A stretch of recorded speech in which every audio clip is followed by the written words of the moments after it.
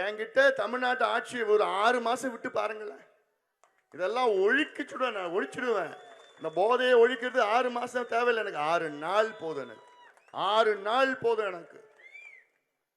சும்மா நான் சொல்லல, நான் மட்டும் முதலமைச்சராக இருந்தேன்னா முதல் நாள்ல எல்லா மாவட்டத்திலும் எஸ்பியை வர வைப்பேன், கமிஷனர் எஸ்பி எல்லாரும் வர வச்சு நான் சொல்லுவேன், ஒரு வாரம் டைம் கொடுக்குறேன், உங்க எல்லையில நாளைக்கு யாராவது போதை மாத்திரை கஞ்சா பவுடரு எங்கேயாவது வித்தாங்கன்னா உங்களை நான் சஸ்பெண்ட் பண்ணுவேன்னு சொல்லுவேன். எஸ்பி என்ன பண்ணுவாரு, அடுத்த நாள் போய் மீட்டிங் கூப்பிட்டு DSP inspector sub inspector constable எல்லாரும் வர வச்சு மீட்டிங் போட்டு, யோ என் வேலை போயிடும், உங்க எல்லையில எங்கேயாவது வித்தாங்கன்னா ஒன்ன நான் சஸ்பெண்ட் பண்ணிடுவேன்னு சொன்னானா யாராவது விற்க முடியுமா? எங்கேயாவது கஞ்சா பொட்டலம் போதை மாத்திரை எங்கேயாவது விற்க முடியுமா? இதுக்கு தில்லு வேணும், தைரியம் வேணும், ரெண்டுமே எனக்கு இருக்கு, இப்ப இருக்கிறவங்களுக்கு இல்ல. இதெல்லாம் சாதாரணமா செய்யக்கூடியது.